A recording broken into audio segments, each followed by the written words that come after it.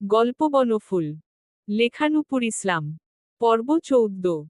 নাবিলের bike এসে থামল party অফিসের সামনে। নিজেদের এলাকা, হেলমেট পরার প্রয়োজন পড়ে না।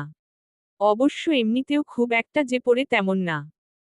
তবে ছোট ছোট গোছানো চুল, উঁচা লম্বা গরনে কালো লেদারের জ্যাকেটটায় গায়ের রং শ্যামলা হলেও দেখতে খারাপ লাগে না। বরং ভার্সিটিতে, এলাকায় আসতে যেতে অনেক রমণীর নজরেই কালো কাজল হয়ে চোখে সাজে। তবে এই মায়ের ছেলের নজর পড়ে আছে অচেনা এক রমণীর ওপরে। চেনা জানা তো ভালোই, সামান্য মুখের আদলও এখনো দেখা হয়নি। সোশ্যাল মিডিয়ার পরিচিতি। সেই পরিচিতি অবশ্য সেই পর্যন্তই সীমাবদ্ধ। সামনে কি হবে, আপাতত সেই চিন্তা নেই।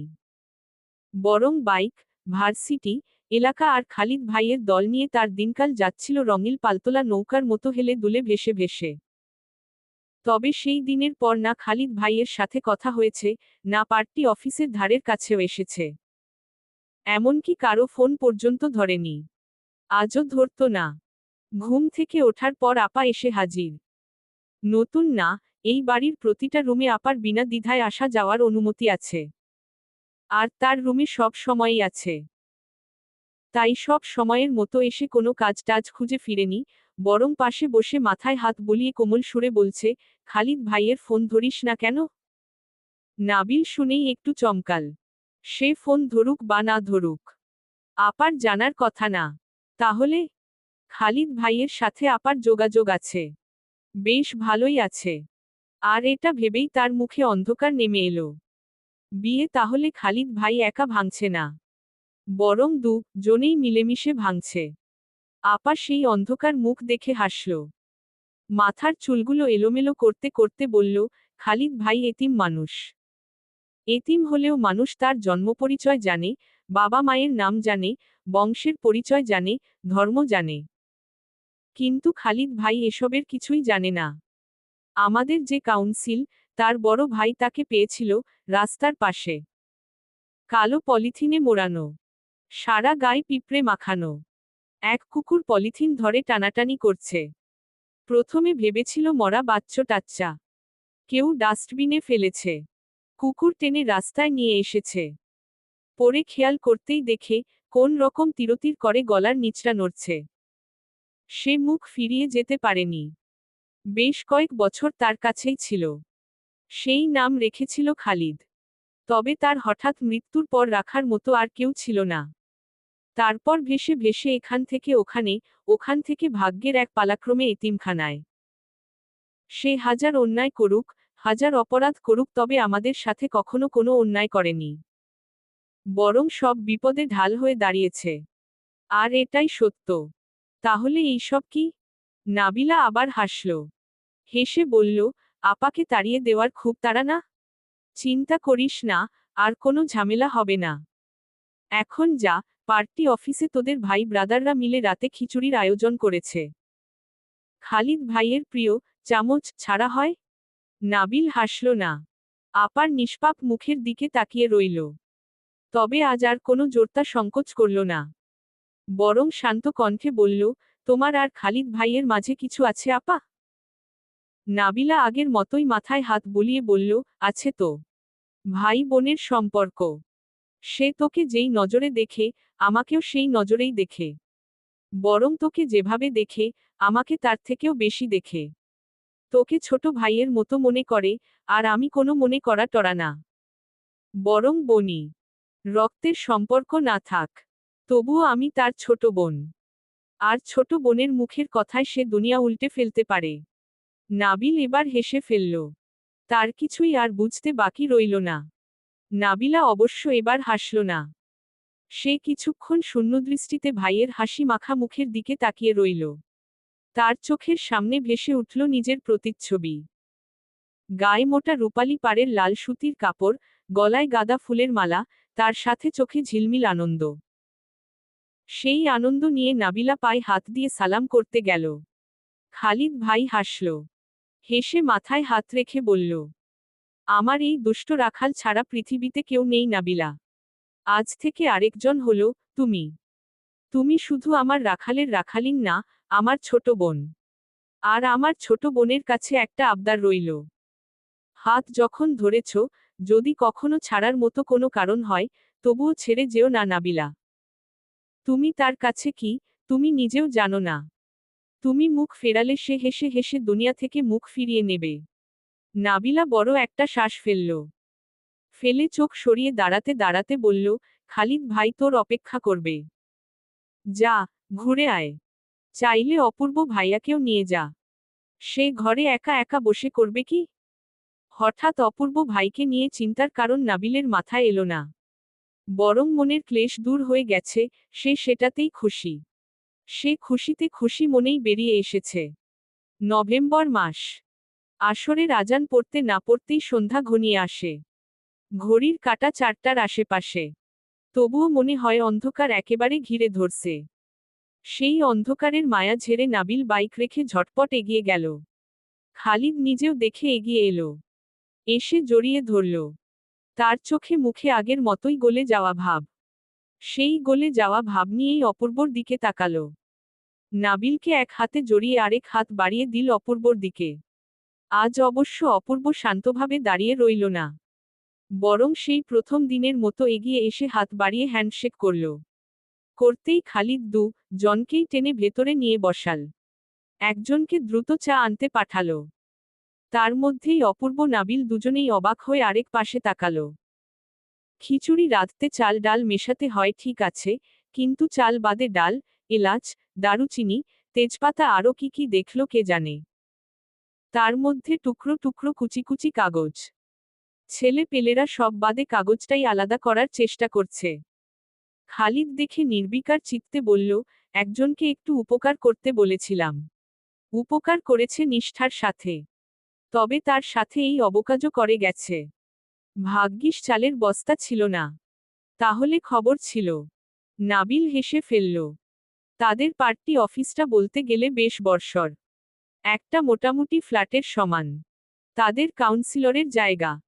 পাশে বিল্ডিং করে এইটুকু তাদের জন্য ছেড়ে দিয়েছে। অবশ্য লাভ তো তারই। তাই সে হেসেই এগিয়ে গেল। এখানে সবাই তার পরিচিত।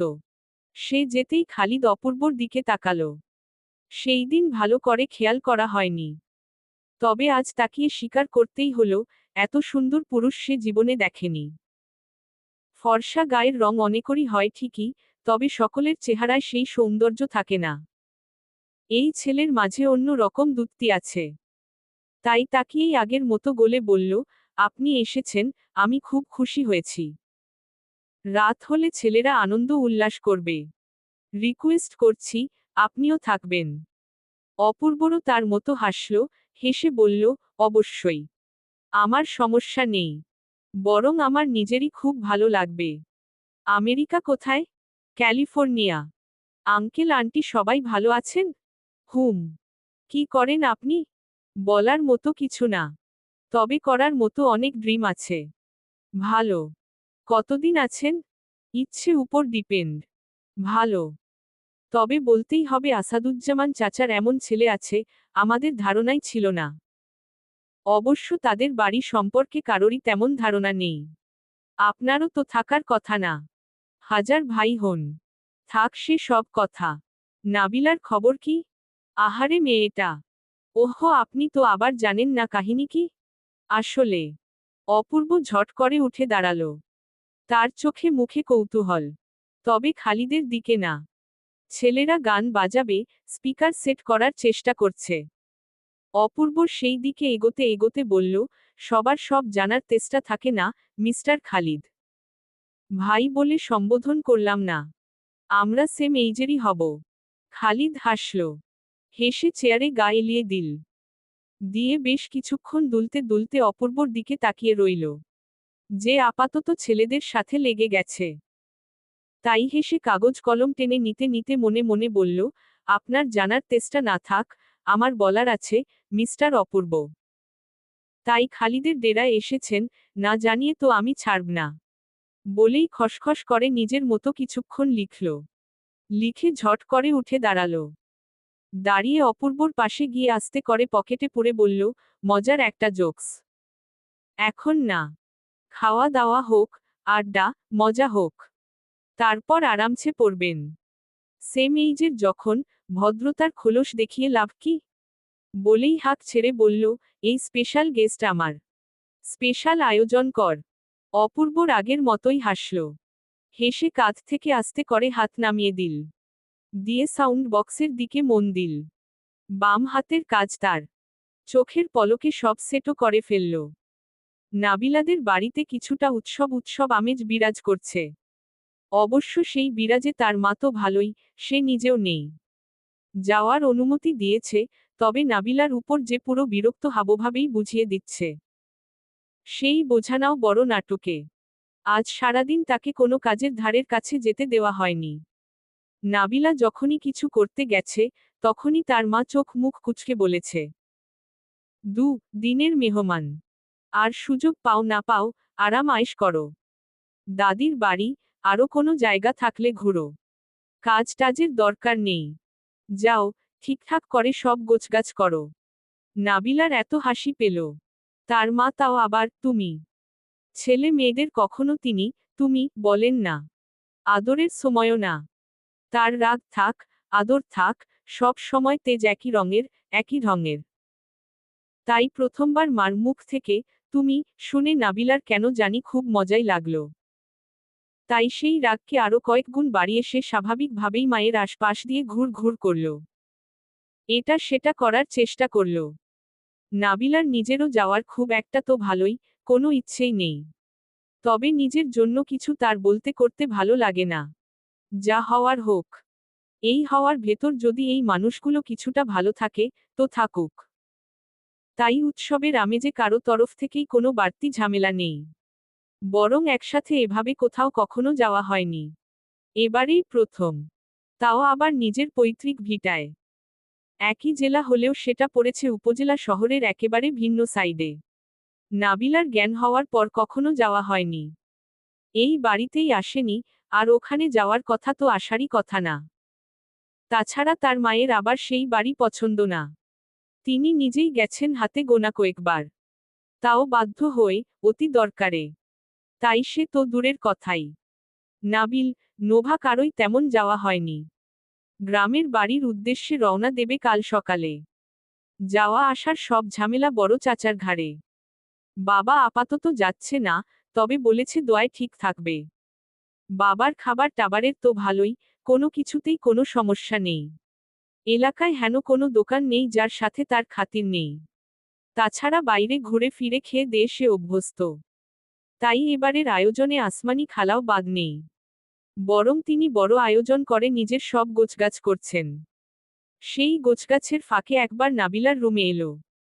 এসে প্রায় ফিসফিস করে বলল, নোভা মাতারি কি কয়? তোমার নাকি নায়িকা হওয়ার কথা আইছে? খবরদার আসমা, এই সবের ধারের কাছেও যাইবা না। এই সব খারাপ জিনিস। রূপ গুণ এই সবের কিছুই নাই। সব শুধু উপর নিচের কারবার। নাবিলা শুনেই হেসে ফেলল। তার হাসি দেখে খালা নির্বিকার চিত্তে বলল, হাসো আর যাই করো। আসমানি ফাও কথা কয় না। আর ওদিকে আরেক নায়িকা হওয়ার জন্য উড়ে উড়ে বেড়াচ্ছে। তার বেড়ানি আমি গেরাম থেকে আসি। তারপর ঘুড়ির নামটা এর মতো টেনে আফার হাতে দেব। এখনই দিতে পারতাম, তয় কোথাও যাওয়ার আগে কুফা টুফা লাগাইতে নাই।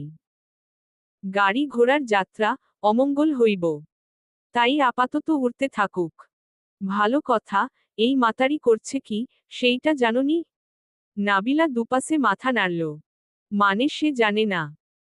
আসমানি বড় বিরক্ত মুখে বলল, ভাদাইমা খালিদের বাজার সদাই বিনা আগুন আর চালে খিচুড়ি রেঁধে রেখে আসছে। ওই ভাদাইমাও কম ফাজিল না। প্যাকিং করে কতগুলো পাঠাইয়া দিছে। তাও ভালো আফার নজরে পড়ে নাই। পড়লে আজ গাল আর গাল থাকতো না। নাবিলা আবারও হাসল। সব পাগল একখানে।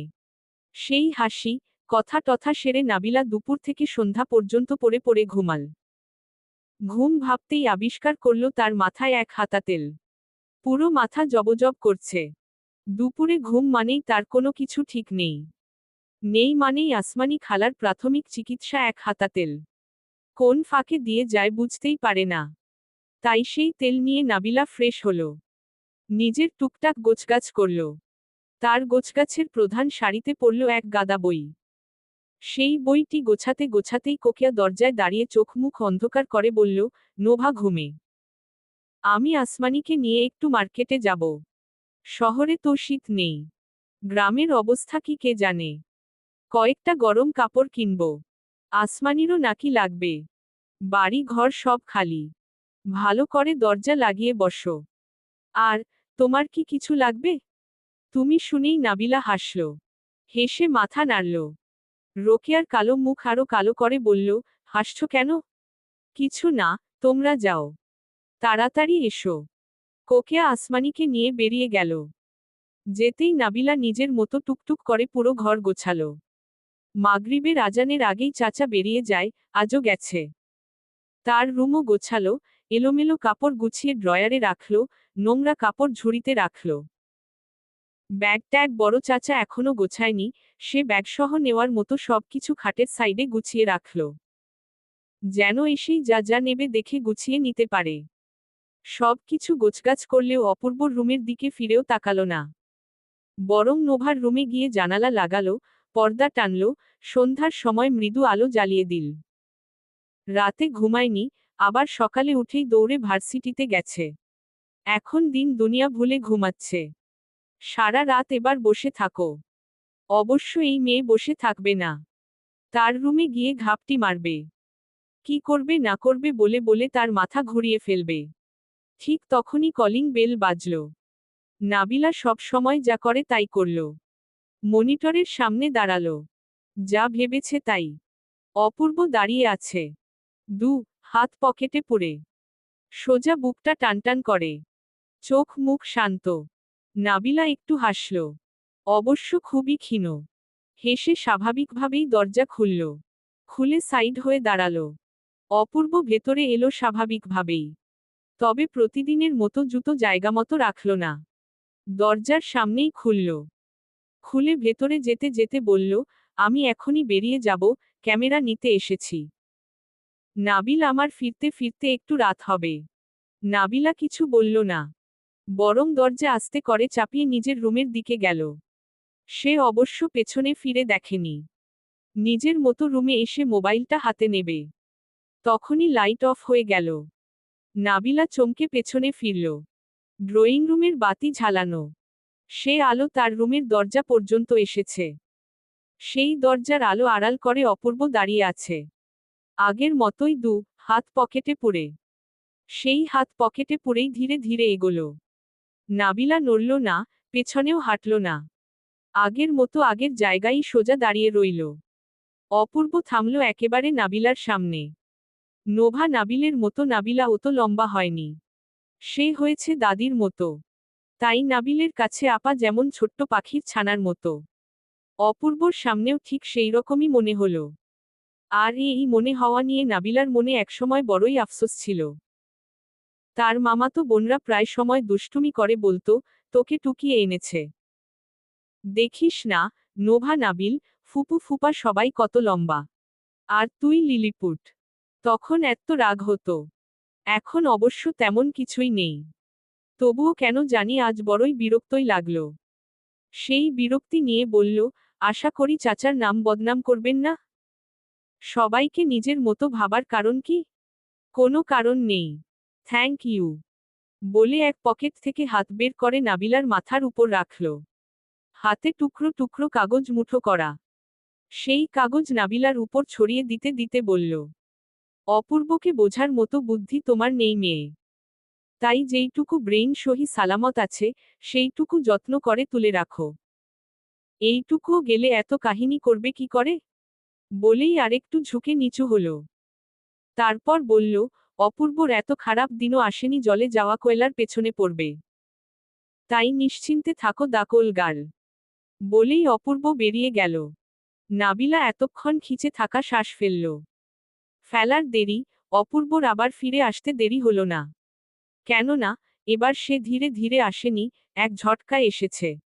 এমন ভাবে এসেছে নাবিলা আতকে দেয়ালে ঠেকে গেল।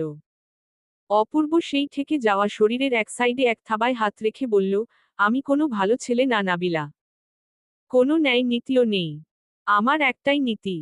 আমার ইচ্ছে। তাই সোজাই বলছি। আমি আবার দৌড়ে এসেছিলাম অন্য একটা কারণে। তবে যেভাবে আঁতকে উঠলে, তাই বাদ দিলাম। তাই নেক্সট টাইম আমাকে খোঁচাতে আসবে না। আমি কিছু বলছি তোমাকে? নিজের মতো থাকো, নিজের বিয়ে 1000 বার ভাঙো, ভাঙতে ভাঙতে মন ভরলে টুপ করে বিয়ের পিঁড়িতে বসো। বিশ্বাস করো, এর চেয়ে বেশি তোমার পক্ষে কিছুই করা সম্ভব না। অবলা নারী হয়ে ঢং করতে ভালো লাগে, করো। তবে আমার কাছ থেকে সাবধান। তা না হলে এমন গিরিঙ্গি লাগাবো, তোমার পেয়ারের খালিদকি রেখে কি করবে, ভেবে কুল পাবে না। বলেই অপূর্ব বড় একটা শ্বাস ফেলল। ফেলে কৌতুকের স্বরে বলল, sorry, extremely sorry. Sorry for everything. Nabila টুশব্দও করল না। অপূর্ব ওই নিশ্চুপ মুখের দিকে একধানে কিছুক্ষণ তাকিয়ে রইল। এলোমেলো চুলগুলো বাম হাতে পেছনে স্লাইড করতে করতে ধীরে ধীরে বেরিয়ে গেল। যেতে যেতে বলল, গল্প শোনাতে ইচ্ছে হলো, নিজে এসো নাবিলা। ডানে বামে কাউকে টানাটানি করবে না। আর একবার এসে দেখো, তাহলেই বুঝতে পারবে আমি কতটা গুড লিসেনার। চলবে। গল্পটা কেমন লাগলো জানাবেন ও সাবস্ক্রাইব করতে ভুলবেন না প্লিজ।